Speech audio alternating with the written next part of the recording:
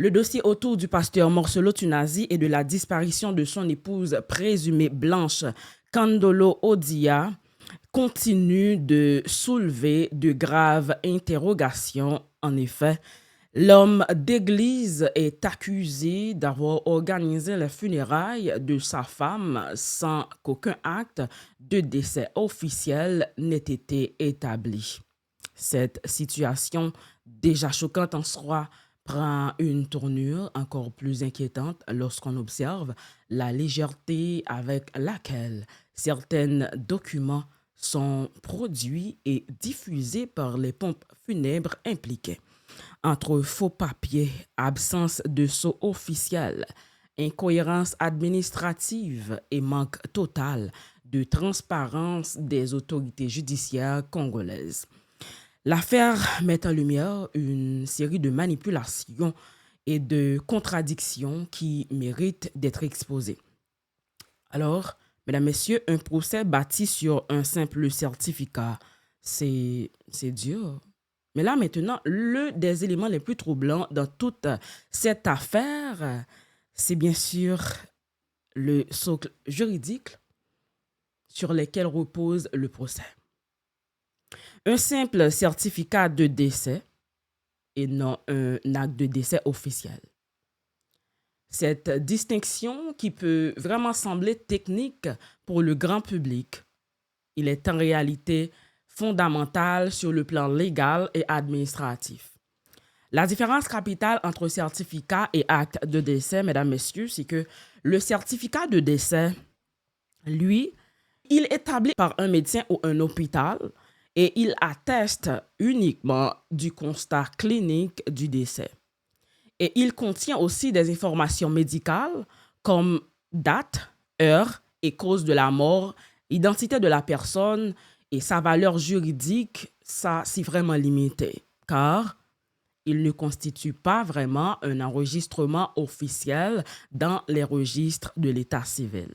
En pratique, il s'agit d'un document de premier niveau utilisé pour alerter l'administration et qu'un décès est survenu.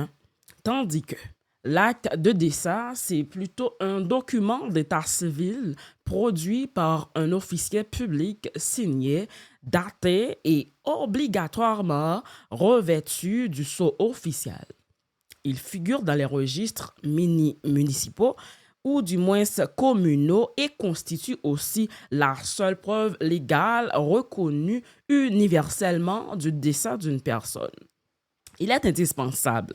Il est indispensable pour toutes les démarches administratives post-mortem, rapatriement du corps et succession aussi et d'héritage, clôture de compte bancaire, tout ça, assurance de vie, etc.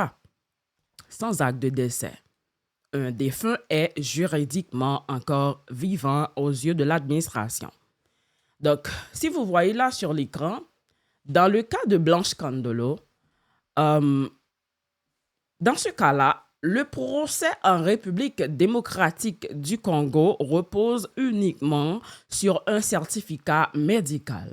C'est-à-dire que c'est juste un papier délivré par un hôpital turc. Or, vous connaissez bien que la loi congolaise, comme toutes les législations modernes, ça exige un acte de décès. Un acte de décès pour qu'un tribunal puisse se prononcer. Un certificat médical, ça peut servir de pièce complémentaire, mais jamais de base unique pour un jugement. Et cette situation-là, ça revient à juger une affaire sans preuve officielle de décès. Et bien, c'est donc une anomalie juridique flagrante qui vraiment discrédite la procédure entière. Et là, aujourd'hui, les conséquences d'un procès bâti sur un certificat de décès, sur la légitimité du procès, si vous voyez bien, la justice congolaise, il apparaît là comme fragile et manipulable, car elle accepte de traiter une affaire sur des documents incomplets. Donc, cela donne du poids à l'idée que certains magistrats ou procureurs ferment volontairement leurs yeux. Oui, sur la mémoire de la victime, là, il n'y a rien qui est correct. Et ne pas établir un acte officiel, ça revient à nier symboliquement la mort de Blanche. Sa famille est complètement plongée là dans une double douleur, la perte d'un être cher et l'impossibilité de voir que cette mort est reconnue légalement. Sur, sur les droits successoraux et patrimoniaux, ces actes de décès sans acte de décès, aucune procédure successorale, c'est ça ne peut être enclenché correctement et cela créait un flux juridique qui profite potentiellement à tous ceux qui veulent manipuler les biens de la défunte. Et sur l'opinion publique, le peuple congolais, déjà méfiant envers ses institutions, voit une justice incapable de respecter les règles élémentaires. Et cela alimente les soupçons de corruption et de complicité entre certaines autorités et le pasteur Marcelo Tunazi, le roi de la fraude. Ben oui. Et mesdames, messieurs, si vous constatez bien le contraste avec les normes internationales, dans de nombreux pays, il y a la France, il y a la Belgique, il y a la Turquie, il y a aussi le Canada. La délivrance de l'acte de décès est non seulement obligatoire, mais immédiate. Par exemple, en France, on connaît bien que dans les 24 heures suivant le décès, la déclaration doit être faite en mairie avec production du certificat médical. L'acte est alors enregistré, signé et archivé dans les registres consultables par tout citoyen. Le fait que dans cette affaire-là, on en reste là au simple certificat, ça montre un manquement grave qui ne correspond à aucune norme internationale. Et là maintenant, la grande question c'est pourquoi persister avec un certificat? Est-ce de la négligence? La justice congolaise n'aurait pas exigé les bons documents par manque de rigueur? Ben, de toute façon, est-ce que c'est peut-être de la manipulation volontaire? Parce que certains acteurs auraient intérêt peut-être à garder les choses floues, juste pour éviter que la vérité s'éclate. Ou du moins, c'est de la corruption qui est aussi forte. La corruption, bon, peut-être qu'il y a des juges ou procureurs qui auraient été influencés pour fermer leurs yeux là sur l'absence d'un acte officiel. Quelle que soit l'hypothèse, une chose est certaine, c'est que le procès est entaché de régularité dès de base. Est-ce que vous comprenez au moins ce que je vous dis? Un procès qui s'appuie sur un certificat médical plutôt que sur un acte de décès, ça en bonne et due forme, ça ne peut être considéré comme valable. C'est comme construire une maison là sur du sable. Tout l'édifice en général s'effondre dès la première vérification. Dès la première vérification sérieuse. Et dans cette affaire-là, la question n'est pas seulement de savoir si Blanche est décédée ou non. Mais c'est de comprendre pourquoi la justice congolaise accepte de poursuivre un procès sans respecter la procédure légale. Les procédures la plus élémentaires. Et aujourd'hui, là, si vous voyez sur l'écran, comme vous voyez ces documents-là, c'est des documents douteux et facilement distribués en plus. Imaginez-vous, au cœur de l'affaire, Marcelo Blanche Kandolo Tunazi, ça se trouve un autre scandale qui choque autant que l'absence d'acte de décès. La gestion des documents funéraires. Car les pompes funèbres en Turquie, normalement, ces documents devraient être strictement confidentiels et transmis uniquement à la famille proche, non? Ou aux autorités judiciaires du mandaté. Pourtant, là, ici, on constate qu'il y a une pratique pour le moins inquiétante. Une diffusion anarchique et sans contrôle. Les pompes funèbres ils sont censés collaborer avec l'hôpital d'Istanbul. Il fournit ses papiers à quiconque en fait la demande, sans jamais vérifier l'identité du demandeur ni son lien avec la défunte. Et cela revient à banaliser un document hautement sensible.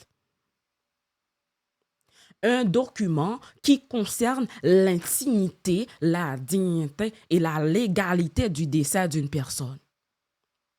Donc là, une telle légèreté alimente quoi? Des soupçons. Si des documents de ce niveau circulent librement, alors n'importe qui peut les falsifier, les manipuler ou en tirer profit même. En d'autres termes, le dossier de Blanche Candolo est devenu là une marchandise que l'on peut distribuer sans accabrement, ce qui retire toute valeur juridique aux documents en circulation. Et aujourd'hui, on peut dire qu'il y a des cohérences flagrantes et manquements d'essentiel. En comparant les copies transmises, regardez bien ce que je vous montre sur l'écran. Il y a plusieurs anomalies qui sont immédiatement aux yeux. Il n'y a pas de sceau officiel. Regardez bien. Il y a l'absence de sceau officiel de l'État turc. Tout document légal en Turquie comme ailleurs doit être revêtu d'un sceau national, non?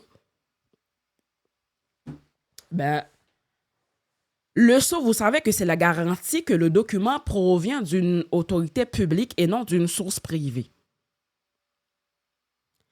Dans ce cas précis, aucun sceau n'apparaît, ce qui signifie que ces papiers-là n'ont aucune valeur authentique. Pas de signature d'un officier d'état civil officiel. Sur un acte officiel, on retrouve le nom, non? On retrouve la signature et parfois le cachet de l'agent ayant procédé à l'enregistrement. Là, ici, il n'y a aucun agent identifié. Il n'y a aucun agent identifié qui a validé les papiers. On ne sait ni qui les a signés, ni s'ils proviennent d'un bureau d'état civil reconnu. Cette absence ouvre la porte à la fraude et enlève toute traçabilité.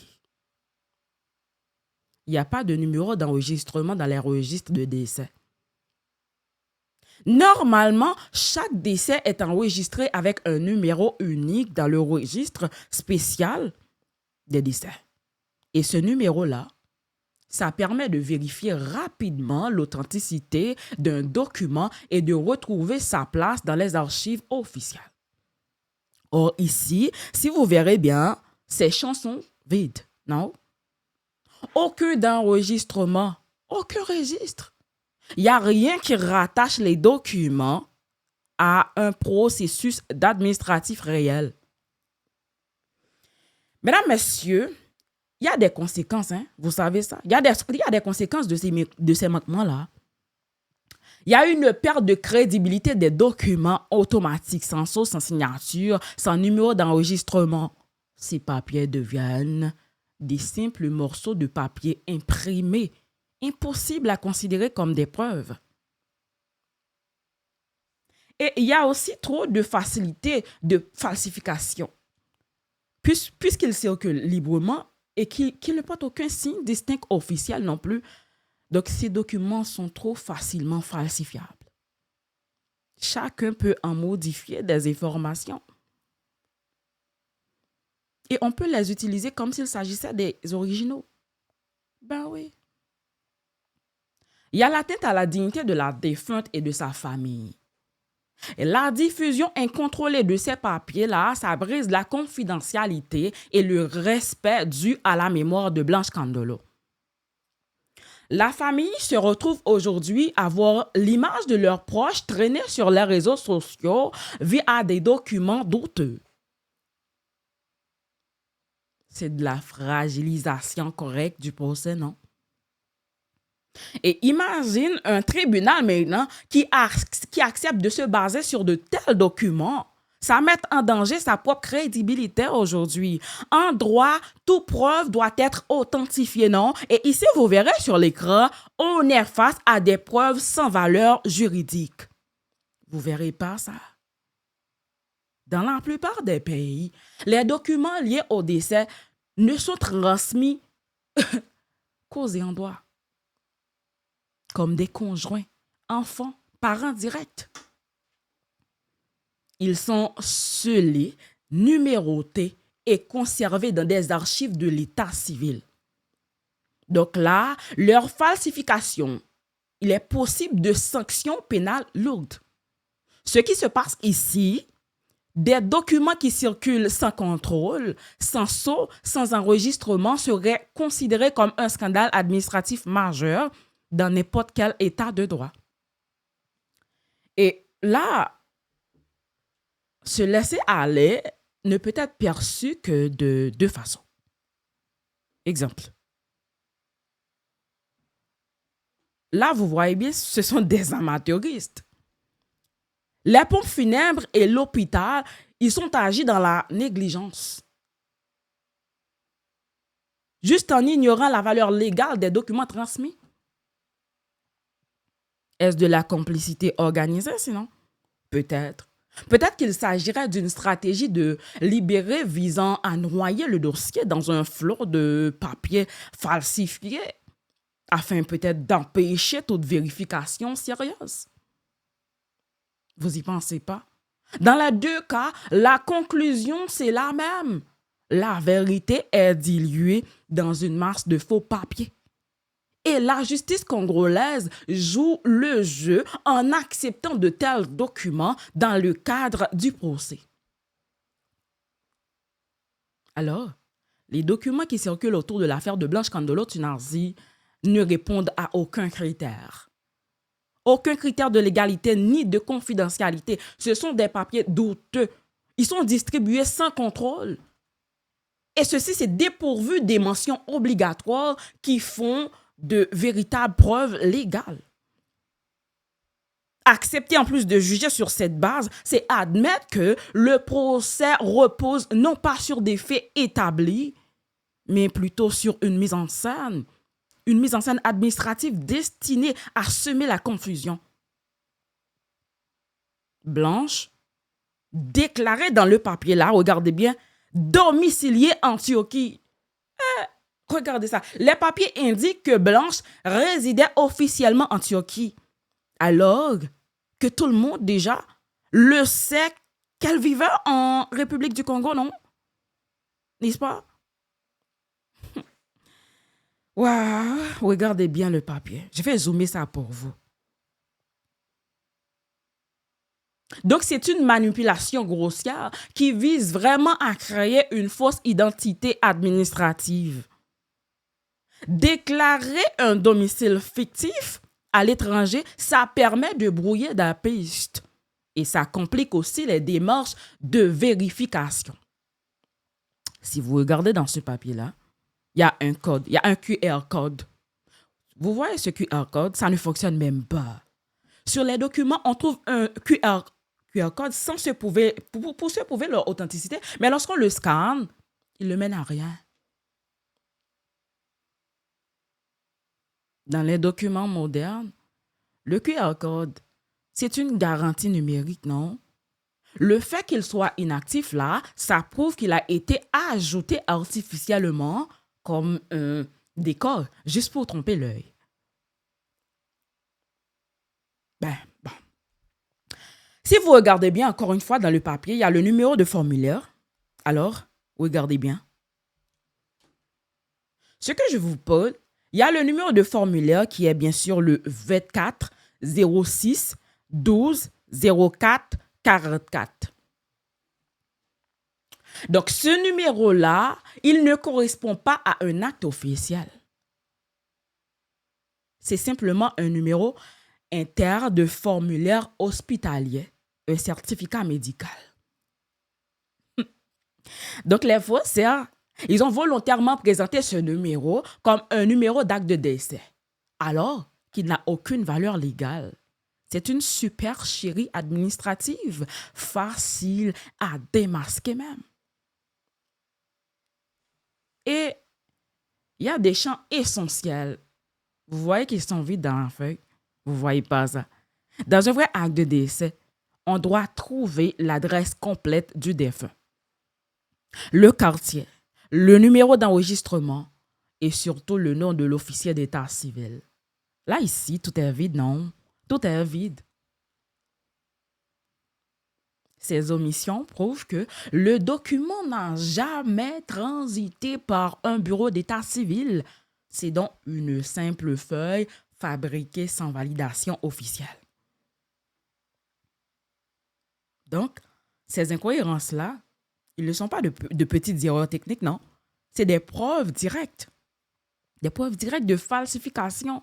Chaque anomalie prise séparément montre, ça c'est déjà semé de la doute.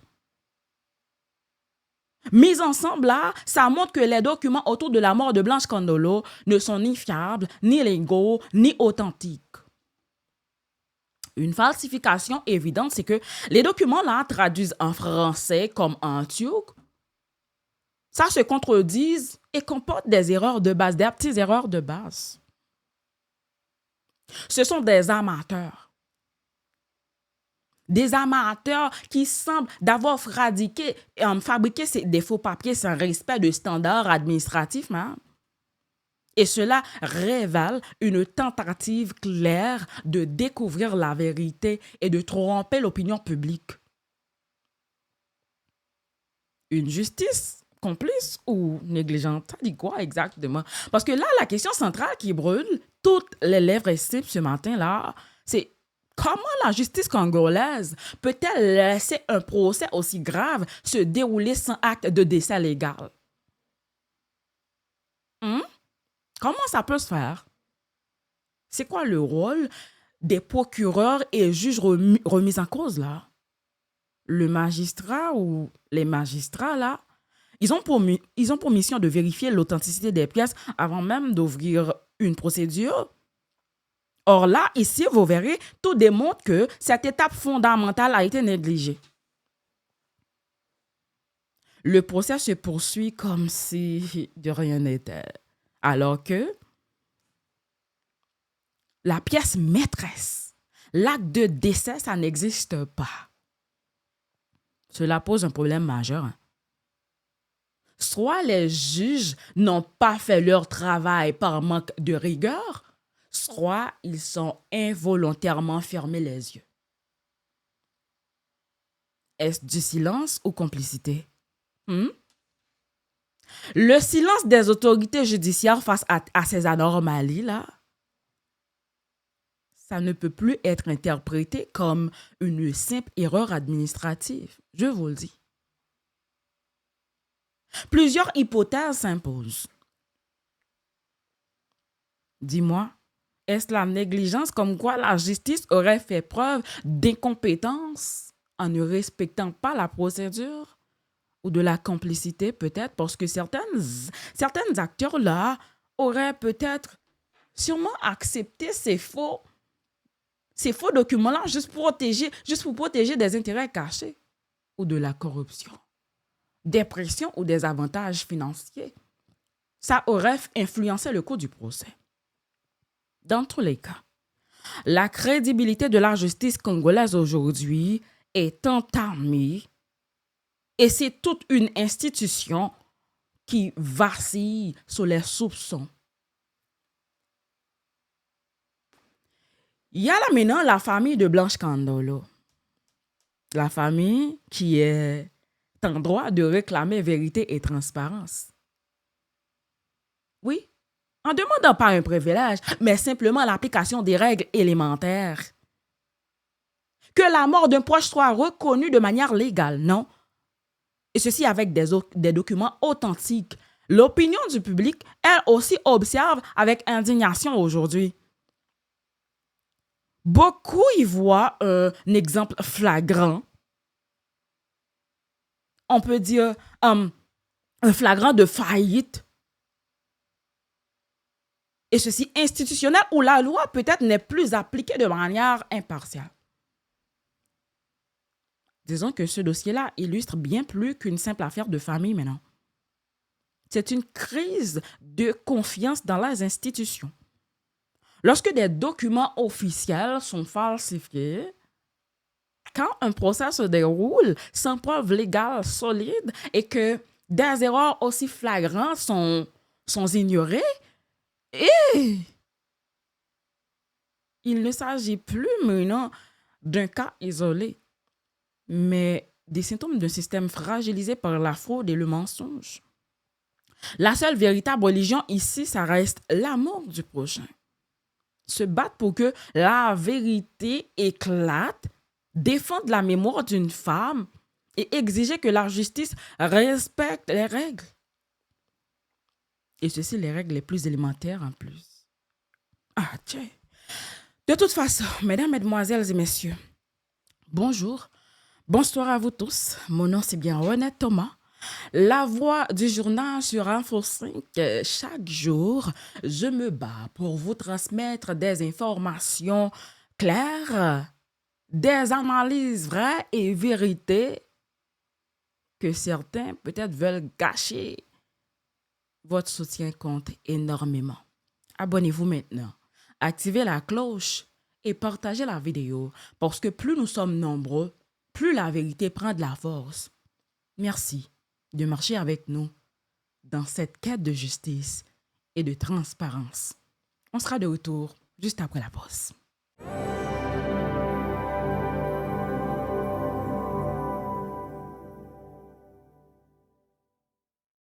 De retour après la pause, mesdames, mesdemoiselles et messieurs, alors que, vous savez, les zones d'ombre persistent autour du décès controversé de Blanche Kandolo Odia, une nouvelle étape vient de bouleverser le dossier.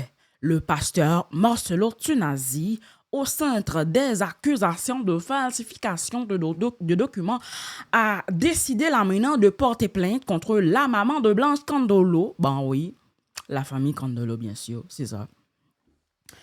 Et pire encore, pasteur Marcelo Tunazi exige 50% des biens appartenant à la défunte et à ses proches.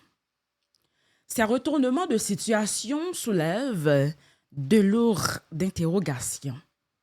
S'agit-il d'une stratégie de diversion, d'une manœuvre pour garder la main sur l'héritage ou d'une véritable revendication juridique?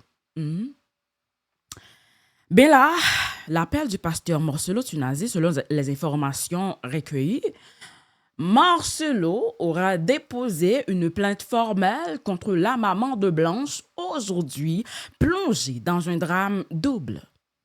Perte supposée de sa fille, plus menace judiciaire. Est-ce que vous comprenez cette affaire? Les membres de la famille Kandolo là sont accusés par pasteur Marcelo d'entrave, de diffamation et de manipulation.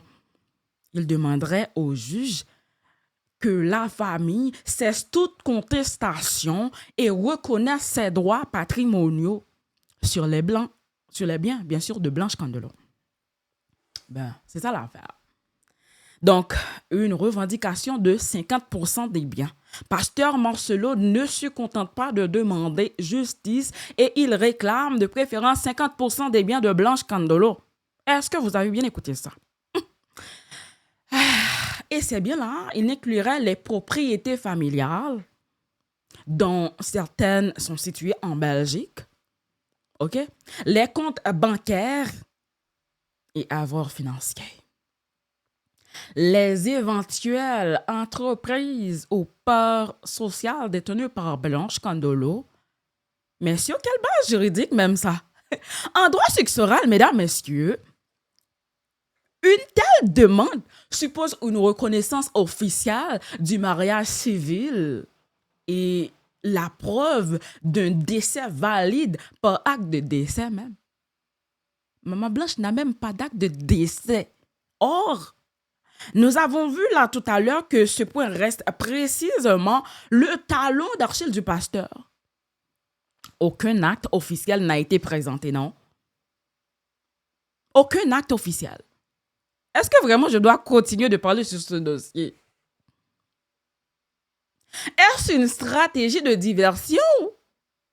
Pour plusieurs personnes, ces plaintes-là, ça vise à renverser la pression. Faire passer la famille Kandolo de victime à accusé, c'est extrêmement dur. Occuper le terrain judiciaire, lancer une contre-offensive, juste pour ralentir ou étouffer les accusations sur les faux documents, ça accaparer complètement l'héritage, profiter des zones grises autour du décès pour réclamer des droits patrimoniaux. Certains parlent d'une attaque frontale contre la mémoire de Blanche, transformant une affaire de vérité en guerre d'héritage. Imaginez-vous, pour réclamer 50% d'un bien, il faut un acte de mariage civil validé entre Morselo et Blanche Kandolo, non, pas vrai? Un acte de décès officiel doit être enregistré dans les registres civils. Or, plusieurs sources là confirment clair que le pasteur Morselo Tunazi aurait évité le mariage civil avec Blanche Kandolo, préférant un mariage religieux. Le procès repose toujours sur un certificat médical et non sur un acte de décès. Ça dit quoi exactement cette affaire? Sans ce document, la base juridique de sa demande est extrêmement fragile, voire inexistante même. Est-ce que vous voyez les enjeux pour la famille Kandolo là? La famille de Blanche se retrouve exactement dans une situation dramatique.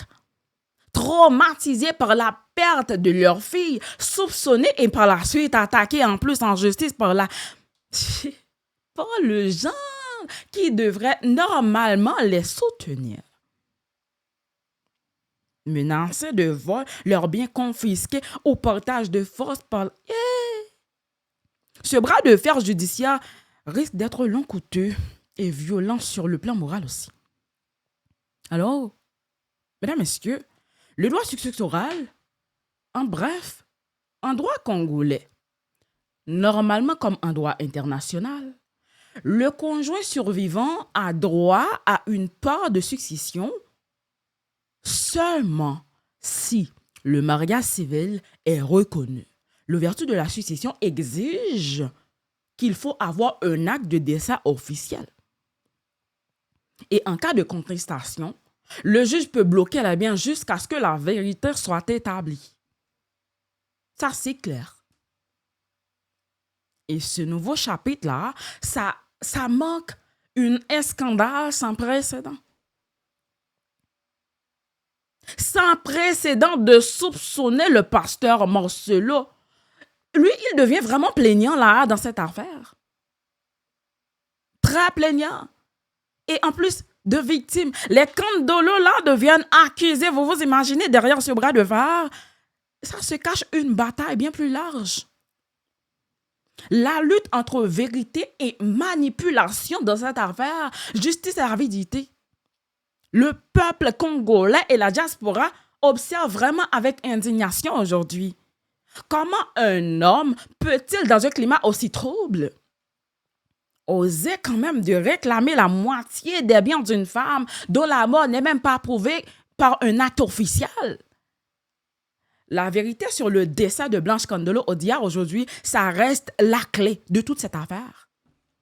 Et sans elle, chaque plainte, chaque demande d'héritage, chaque procès restera entaché de suspicions et de scandales. Waouh! Laissez-moi vous dire que la mort de Blanche Kandolo, c'est une leçon douloureuse aujourd'hui et révélatrice. Ça, ouais.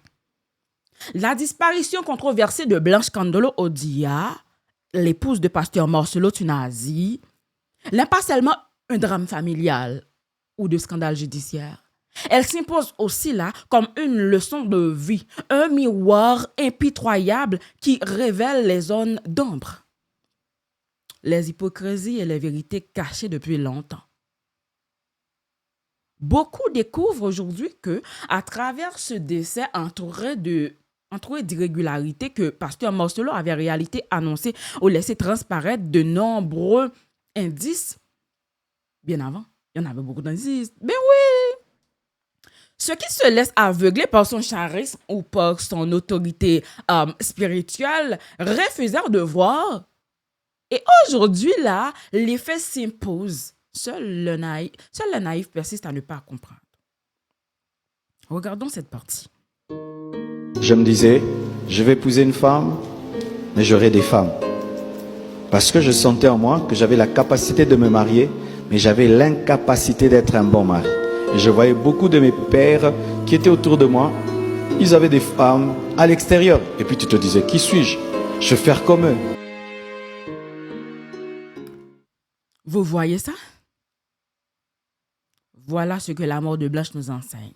La mort de Blanche Kandolo est devenue une école de discernement aujourd'hui. Et elle montre que dans la vie publique comme dans la vie religieuse, les apparences trompent. Elle rappelle que les leaders spirituels sont aussi des hommes capables de failles, de mensonges, des intérêts et des matériels. Elle enseigne que l'amour véritable n'est pas celui qui se proclame dans les discours, mais celui qui se manifeste dans le respect, la vérité et la protection de l'autre. En un mot, la mort de Blanche Kandolo nous oblige à réfléchir jusqu'où peut aller le fanatisme lorsqu'on ferme volontairement les yeux ou les évidences. Alors, quand Marcelo annonçait déjà la vérité, il faut rappeler que dans ses sermons, dans ses comportements, dans ses contradictions publiques, le pasteur Marcelo avait déjà tout dit. Ses discours souvent tentaient de mépris pour la femme. Ses références ambiguës, ça ambigue à la souffrance et à la loyauté conjugale. Ses allusions à des ennemis et même de ses proches, pour celui qui savait écouter entre la ligne, il était clair que quelque chose clochait dans sa manière de concevoir la famille, non? Le couple et la femme en particulier. Comme vous voyez dans cette vidéo-là, elle est aveugle volontaire. Malgré ces signaux-là, beaucoup ont préféré croire aveuglement au pasteur Marcelo, modèle. Le pourquoi? Dis-moi pourquoi par fanatisme religieux? Quoique le serviteur de Dieu ne peut pas mentir ou par intérêt matériel. Ceux qui bénéficiaient de son aura ou de ses richesses, vous vous êtes fermé les yeux, ou du moins par naïveté. Se laisser séduire par les paroles au lieu de regarder les actes. C'est ainsi que la vérité a toujours été là. Mais seuls ceux qui refusaient de réfléchir sont restés dans l'ignorance aujourd'hui, en tout cas. Il y a des leçons à tirer pour l'avenir. La mort de Blanche Kandolo nous enseigne que rien n'est éternellement caché. Tôt ou tard, les masques tombent. L'intelligence critique est une arme. Celui qui observe, qui lit, toutes les signes ne laisse pas manipuler. Le culte de la personnalité est très dangereux. Lorsqu'on idolâtre un homme, on devient sourd. On devient très sourd aux évidences. Et finalement, Marcelo Tunasi avait déjà tout dit avant la mort de Blanche Kandolo. Il fallait simplement d'ouvrir les yeux grands et écouter. Cette phrase résume l'essentiel. La mort de Blanche Kandolo Tunasi n'a fait que confirmer publiquement ce que beaucoup savaient en silence. Et aujourd'hui, seuls les aveugles volontaires persistent à ne pas comprendre cette affaire. La vérité, elle s'impose d'elle-même. La mort de Blanche Kandolo est à la fois un drame, un scandale et une leçon universelle. Elle nous rappelle qu'aimer la vérité et défendre la justice exige courage et lucidité. Alors, vous voyez dans cette affaire, vous voyez tous, il y a un scandale spirituel qui est devenu judiciaire, non? À l'origine, nous parlions, mesdames, messieurs, d'un pasteur populaire accusé de contradiction morale. Aujourd'hui, nous avons sous les yeux des documents de décès suspects. Un procès reposant sur un simple certificat médical. Une famille déchirée. Et maintenant, une plainte contre la belle famille avec une exigence de 50% des biens. Ce n'est plus une affaire privée, d'accord? Il est devenu là une affaire d'éclat qui interroge à la fois la justice congolaise et la transparence internationale, la crédibilité des leaders religieux. Là, maintenant, c'est une guerre d'héritage déguisée. Derrière les discours spirituels, ce qui apparaît au grand jour, c'est l'argent et les biens. L'exigence de 50% des avoirs de Blanche Kandolo Tunazi. La mise en course de la mère et des Kandolo. Les batailles pour des maisons et des comptes à l'étranger, tout ça. Ce qui choque le plus, c'est de voir que la mémoire d'une femme supposément décédée est instrumentalisée dans une patrimoniale. Il y a une leçon à tirer aujourd'hui. À vous, la société, ce dossier révèle 3 grandes vérités universelles. Tout leader doit rendre des comptes. La religion ne peut pas être un bouclier contre la justice. Le silence et l'aveuglement, ça coûte cher, très cher. Ceux qui ont fermé leurs yeux sur les signaux aujourd'hui de Pasteur Marcelo, ils perdent aujourd'hui le prix de leur fanatisme. Et le vrai combat aujourd'hui, c'est la vérité. Sans un acte de décès légal, sans une enquête sans transparence, aucune justice ne sera crédible. Et vous voyez la dimension humaine oubliée. Au-delà du pasteur, des juges, des documents, il y a une réalité qui est une femme, qui est blanche, dont la dignité est piétinée jusque dans sa mort. Une mère endeuillée qu'on attaque en justice. On voit aussi les enfants et une famille déchirée par la honte publique. C'est cela le plus dramatique. La souffrance humaine, elle est efficace par les luttes de pouvoir et les biens matériels. Ben là, aujourd'hui, le dossier de Blanche Kandolo, elle est bien plus qu'un fait divers. C'est une alerte pour toute la société congolaise et africaine dont la foi est manipulée. Ouais, tu vois, vous voyez quand la foi est manipulée, quand la justice est faible et quand l'argent devient plus fort que la vérité, alors la dignité humaine, ça disparaît. On se retient une seule chose dans cette affaire, c'est ceci. La vérité finira toujours par s'imposer même contre les plus puissants. Mesdames, Messieurs, bonjour à toutes et à tous. N'oubliez pas, mon nom c'est Renette Thomas, fondatrice et voix du journal Info 5. Chaque jour là, je m'engage à vous importer des informations claires, des analyses profondes et des vérités que beaucoup essaient de cacher. Votre soutien est essentiel aujourd'hui. Abonnez-vous dès maintenant à la chaîne. Activez la cloche de notification et partagez autour de vous. Parce que plus nous sommes nombreux, plus notre plateforme avance, plus la vérité trouve sa force. Merci de croire en ce travail. C'est très important. Et surtout, n'oubliez pas de partager autour de vous. Oui, ça permet d'avancer notre plateforme. Et merci d'être là. Merci de croire en ce travail. Et surtout, merci de marcher avec nous dans cette quête de justice et de transparence. Au revoir tout le monde. Bonjour, bonsoir. À la prochaine. Bye bye.